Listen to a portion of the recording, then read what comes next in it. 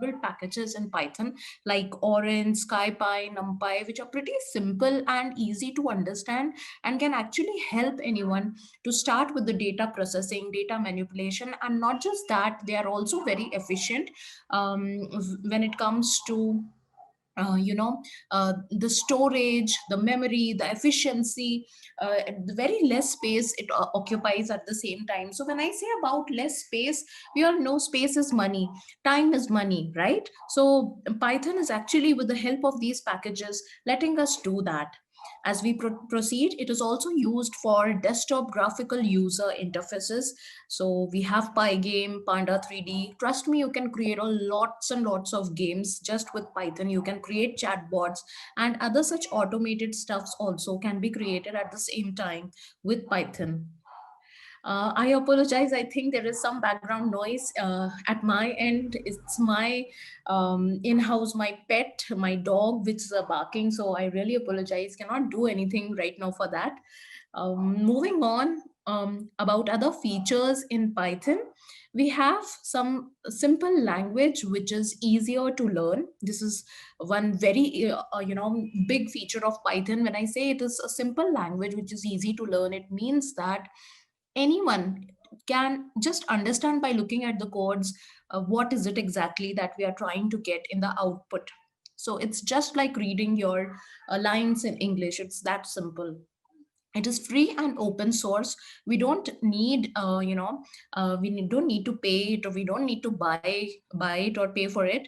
And it's open source. You just need to download it. So that is, it's that is the beauty of Python. As we proceed, it is also portable to carry about in and around from in your systems. It is extensible and embeddable, and it also provides you with standard large library depending upon your use cases, depending upon the requirements. It has a very large standard library, very good community of Python, which actually lets you work upon with all these things.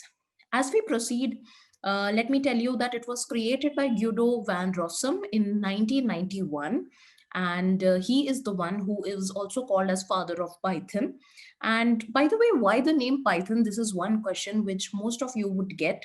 So, well, it's not after that dangerous snake Python, but then Rossum was a fan of comedy series for late 70s, and that is the time when he actually got us this name Python.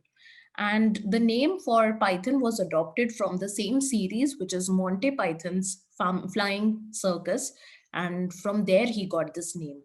As we proceed, there are lots of reasons to choose Python as first programming language, because see, it has got simple and elegant syntax. This is one beauty of Python. It is not overly strict at all. It is not at all strict. It has got very it's just like English, and a very good user interface. It has expressiveness of the language at the same time. Just by looking at the codes, you can understand easily what's there. It has got great community and support, which provides you with documentation, which provides you with lots and lots of details, and very frequently, month on month, whatever updates are happening in Python, first of all, they're all going to be the updates which ultimately make our lives simpler. So those updates will be pretty quick, and they will be all there all over. So that is one good thing. Let me tell you also at the same time about Python installation. When I say about Python installation, it provides us with certain IDs or environments in Python wherein we can actually download them and we can start working upon them. So one of the most famous one, and which I also recommend, is Jupyter Notebook that we would be using to run our codes. It is very good for data science and for machine learning. Jupyter Notebook is something which is used very frequently. Then we have Spider and REPL, Google Collaboratory, etc. And there will be other things also like PyCharm, etc., which we will be looking upon very soon. So these are the things. And then as we proceed, we have Python is an easy to learn language. It's very easy to learn, and it is a powerful programming language. It has efficient high level data structures. So the data structures, there are 6 data structures about which we will come across. It's a simple but effective approach to object-oriented programming that we have in Python. And Python's elegant syntax and dynamic typing together with its interpreted nature make it an ideal language for scripting and rapid application development in many areas on most platforms. So this is one good thing about Python at the same time. As we proceed, the Python interpreter and the extensive standard library, they are freely available in the source or binary form for all major platforms from the Python website, which is www.python.org, and it may be freely described or distributed over there. You can actually go and you can get the Python downloaded from these sites. So that is one thing. As we proceed, Python interpreter is easily extended with new functions and data types implemented in C or C++. So there was a time when C and C++, they had a very big hype and lots and lots of demand in the market, and no doubt they have the demand even now. But then Python is an extended version of it, which comes in a very simple and easy to learn kind of a format, so pretty user friendly. It is also suitable as an extension language for customizable applications, and which actually can be created for various use cases. And here in this tutorial, we will be introducing the reader informally to the basic concepts and features of Python language and the system. So, so that you get more acquainted and used to with the whole thing. And for a description of standard objects and modules, you can also refer to the Python standard library, in which the documentation provides. So you can just type it up, or you can Google it, and you'll get lots and lots of information about it at the same time. And the Python language reference also gives a formal definition of the language, which can be learned more when you come to know more about its library. And to write the extensions in C or C++, you can also read extending and embedding the Python interpreter and Python or C API reference module, so that you come to know more. And I'm very sure the more you know it, the more interest you will gain in this particular programming language. As we proceed, we will also introduce many of Python's most noteworthy features, and will give you a good idea of the language flavor and style. That is what we will take care of. And we also have the features. Now moving on to the next slide, we will be looking at the features in Python. So Python is a dynamic, high-level, free, open source and interpreted programming language, as I told you. It supports object-oriented programming as well as, just a minute, as well as procedural oriented programming. That is one good thing about Python. And we don't need to declare the type of variable because it is a dynamically typed language. So we don't have to declare the types of variables and other things in this manner in Python. For example, if we are just mentioning x is equals to 10, so x can be anything. It can be a string. When I say string, it can be a character value or alphabetical value. It can be an integer in the numerical format, or even in the in the float format, which we call, which is or the decimal format in Python. So all these things are there. So when I say it is easy to code, it is a high level programming language. So it's very easy to learn the language as compared to other languages like Java, JavaScript, C, C++. And I would personally recommend, if there are people who already know other programming languages, it would be definitely an added advantage for you because you already know those other languages. But then those who do not know Python at all, or do not know any other language also at all, for them it is added boom, or for them it is added benefit, I would say. Because see, usually people get confused when they try to come from another language to a new language, because they will be trying to correlate. But when you have a fresh mind totally, so for you to understand such a language, it becomes even easier. So this is one of the reasons why even the non-coders should be taking it. It is very easy to code in Python language, and anybody can learn Python basics in a few hours or days, which is something which we also guarantee. And it is also a developer friendly language at the same time. Although it comes with its simplicity, but then there are dynamic features and applications which actually can be created with the help of Python. As we proceed, when I say it is free and open source, it is freely available at the official website, and you can actually download it. Download the, you can actually refer the Python, download Python keyword, and you can get it done. So that's there. Uh, Someone is trying to speak. Sharon, can you please put everyone on mute except for me?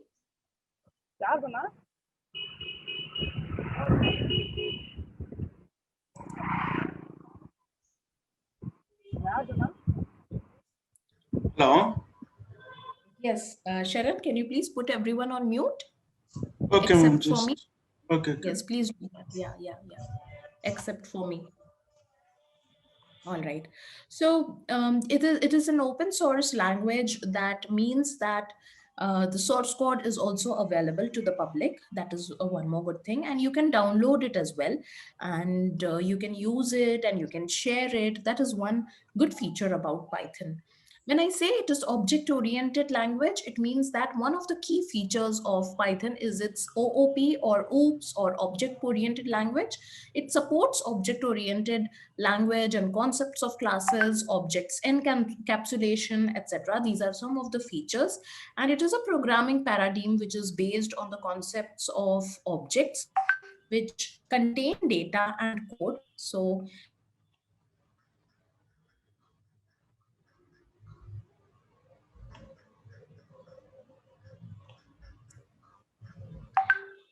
and Now then it a is okay, feature. ma'am. Yes, now it's fine. Okay, Now fine, it's ma'am. fine. Yes. Yeah. So this is there. And a feature of objects is that an object's own procedures can access and often modify the data fields of itself. As we proceed, it is also known as, a GUI programming support. That is what it provides. When I say GUI, it means that it is graphical user interface, and it can be used to create very good graphics with the help of certain modules which we have here in Python. Even the Tkinter or Python Qt5 for WX Python, all these things are there which can be used for the GUIs, and for creating the graphical apps and so on. We can do that. As we proceed, when I say it is a high level language, it is, it can actually help you write programs which you don't need to remember the system architecture, nor do you need to manage the memory. So this is one good thing about it. It has also got extensible features. So it is extensible language, got extended from C++, and it is portable. So you can actually carry it from one device to another. So that is also possible, and there it runs on all the platforms like Linux, Mac, even the Windows, and so on. It is integrated language. So when I say it is integrated, because we can easily integrate Python with other languages like C++, and all. So and at the same time, it is interpreted language. So codes are executed line by line here in Python, instead of a compiler. It's not the codes are here, run like in one format. So there is no need to compile the Python code. That makes it easier to debug our code. So debugging is something wherein you will be removing some the kinds of bugs, errors, and all those things. When you remove all these things, so that is very easy with Python. And Python actually tells you also in which line of code exactly where the error is happening, and all these things, because of all the sensitivities that it provides you with, or all the information, or with all the clarity. That is also one of the reasons why it is so famous. And the source code of Python is converted into an immediate form, which is called as bytecode at the same time. So all these features are there. It has also got a standard library, a large standard library, but which provides a very rich set of modules and functions, which you can actually import and start working, and you can start writing your own codes for everything. You can create instant codes over there and actually start working. So there are many libraries present in Python for such regular expressions, unit testings, even for web browsers, for web scraping, and for extracting the information, and for doing the data manipulation, for automating your tasks. All these things can be done here with the help of Python. Even in so many other applications, including from banking to other such things, when you want to want your mails and all to go in bulk, all those codes will be available in Python, wherein you can actually make your life very simpler. So that's there. We also have dynamically typed language as Python, which means that you for a variable is decided at the runtime, not in advance. Okay, so because of this feature, we don't need to specify the type of variable. So that's there. And it has lots and lots of advantages, like the presence of third party modules. It provides you with extensive support libraries like NumPy for numerical calculations, Pandas for data analytics, etc. It provides you with open source and community development. It's very easy to learn. It also provides you with user friendly data structures. It's high level language. It's a dynamically typed language. So these are all the advantages of Python, or object oriented programming language, or OOPS, which we just saw. Portable and interactive, portable across operating systems. What more do we want, right? So you name it, you get it here in Python actually. It provides you with various applications like GUI based desktops. So games, scientific applications are all possible with the help of Python. Web frameworks and applications are possible, enterprise and business applications at the same time, operating systems, language development, prototyping. These are all the goodies of Python which come up all for free. Trust me, all for free. And there are great organizations, big organizations, which are actually using Python. You not only that, even the startups are using. You need it everywhere. It is a programming language which is very much in demand all over today, and almost even in schools it is there now. So why not to get it, when it comes with so many benefits and factors. It also provides you with IDs and code editors. So here you will be seeing various IDs and code editors for guides and professionals, and you would actually be given set of codes for good hands-on during the sessions. And a code editor is a tool that is used to write and edit your code. So they are usually lightweight and they can be great for learning. However, once your program gets larger, you need to test and debug your code. So all these things are usually covered in Python, and it usually provides you with features such as build automation, code linting, testing, and debugging. All these things are there, and they can speed up your work. And the downside is that IDs can be complicated to use, but then it provides you with very much of simplicity, especially Jupyter Notebook. Trust me, you'll start loving it once you start working on it. So this is there. Well, how do you choose an IDE? So there are many ways in which you can choose your IDE for any kind of operating system that you have, right from Windows to Linux to Mac OS. So we have online compiler from Programmiz. So I'll be just going on naming these. Like we have Idle, we have Sublime Text 3, we also have Atom, we have Thorny, PyCharm, Visual Code Studio, or Visual Studio Code, what we call. We have Spider. Last but not the least, Jupyter Notebook. When you work in Cloud4Green Technologies, we will be telling you to work more with Jupyter Notebook, because this is the one which is used very extensively. But then no doubt you can use your own IDE of your choice also. The codes will work there also. So and that's there. So that is just a brief introduction about Python. But then apart from this, there are a lot many things coming up. So just a minute, I'll just start sharing my screen. Give me a minute.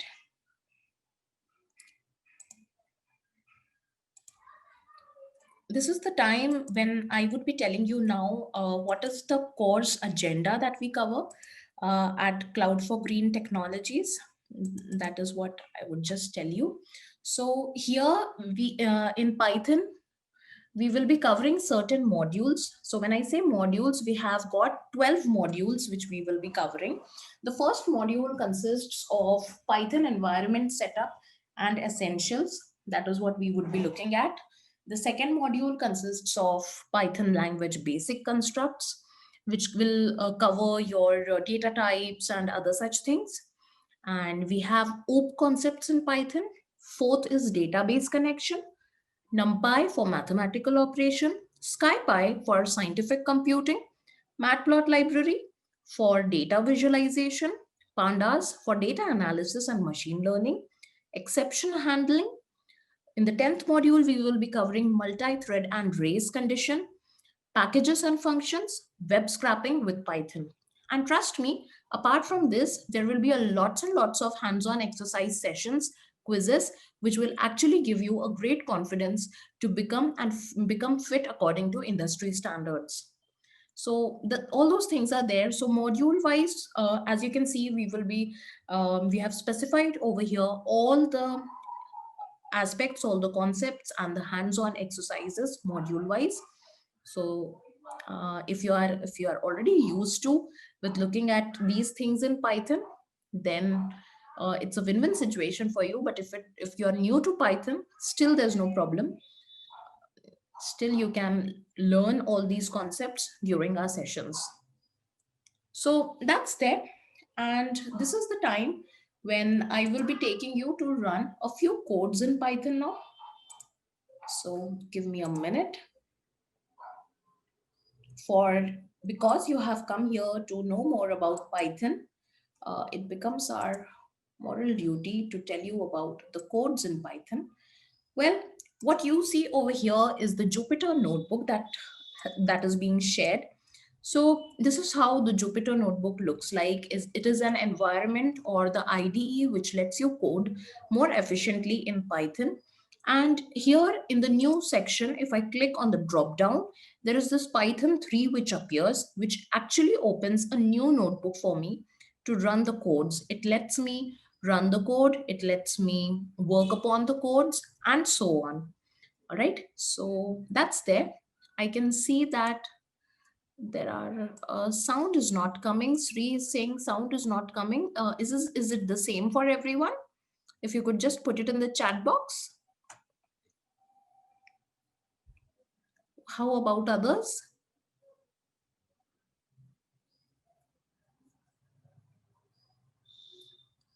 Am I audible? It's fine. Thank you, Charles. Thank you, Win. All right. So I would just request Sri that please rejoin, reconnect. I think there is some network issue from your end, not from ours.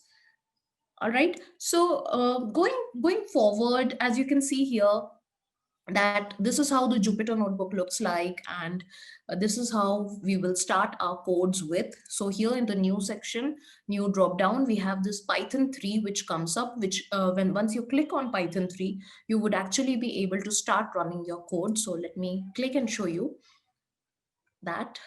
Yeah, so this is how it looks like. And here what you see is the Jupyter Notebook IDE. So we have certain options here like file, edit, view. We are pretty much knowing also, we are pretty much aware and used to with such things already. But still, let me go ahead and tell you that here in the file option, we have options like you can open a new notebook of Python 3, and you can open the existing workbooks. You can make a copy of this or rename it. You can download your codes here in whatever format you want, and so on. So these are some of the things. We also have edit option over here, which lets you edit your cells. When I say a cell is the this particular place wherein you can type up your code. So that is a cell. So you can actually cut, copy, paste, or delete or split your cells and so on. So all those options are possible. And we also have view over here, so which actually lets you view your cell, your toolbars, your header, and accordingly. We have the insert option over here, which lets you insert your cell below and above. We have the cell option, which actually lets you run your cell below it, the existing cell, or above it. We also have kernel. Kernel is one important thing which lets your codes to run from the background. So if at any point of time you feel that you have hung up somewhere, just shut down your kernel and you can restart it again. So that's there. And then we have other exciting options. It's like widgets, wherein you can play around more with your workbook. And you can, we have this help section, which actually takes you to the documentations of Python. Sorry. So all these things are there, which you can refer to.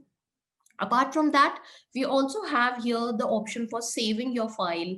We have the options for creating new cells. So plus sign is used for that. For cutting those cells, we have this scissors, which helps you cut the selected cells or remove the selected cells.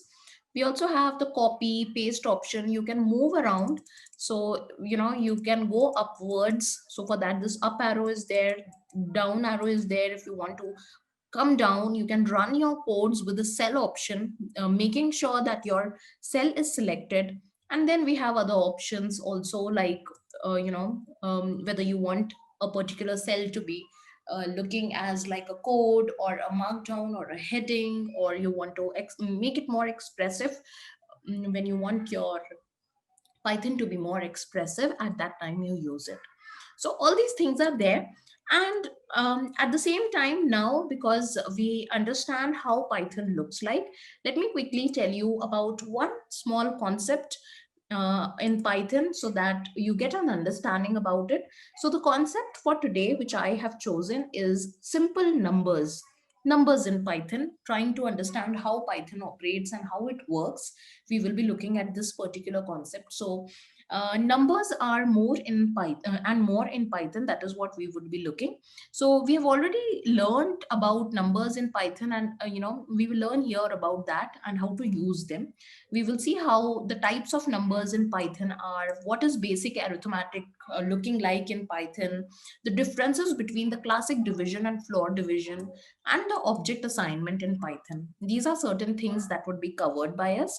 So uh, as you can see that this is a particular code which we have. So Python actually lets you use this comparison operators, wherein you can actually find out which value is greater, which value is smaller, which two values are equal, and all these things we can come to know, like greater than or equal to, less than or equal to, and so on. We also have types of numbers in Python. So Python has various types of numbers, and we'll mainly focus on integers and floating point numbers. When I say for floating point numbers, it actually means that floats are basically the decimals in Python that we have. So that's there. And then we also have integers, which are just whole numbers in Python. So they are positive, negative, anything we know what integers are and what do they look like. Floating point numbers in Python, as I said, they are all the decimal points or the exponents over here, which are used. And throughout this course, we will be mainly working with integers or simple float number types here in Python.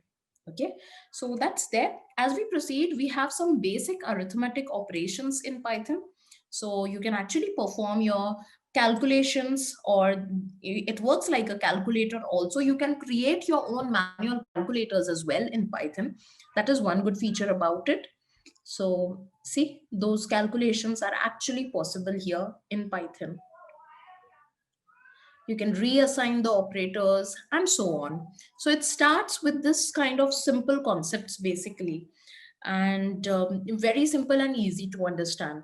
And on that note, I would just quickly like to now share a quick quiz with you all. Okay, so I'll share this quick quiz um, in the chat box. I'll put it in the chat box. So take this quiz. It's a very interesting quiz which anyone can take from anywhere. uh, just a minute. And at the same time, I would also like to apologize because I think some of the coordinators, someone by mistake wrote Python essential spelling wrong for the meeting. So apologies for that. Please ignore that. I don't. I just saw it today. It was not me who has set it. I think someone else had set it. So kindly ignore that. And yes, I have put the Python quiz over here in this section. So please go ahead and start the quiz.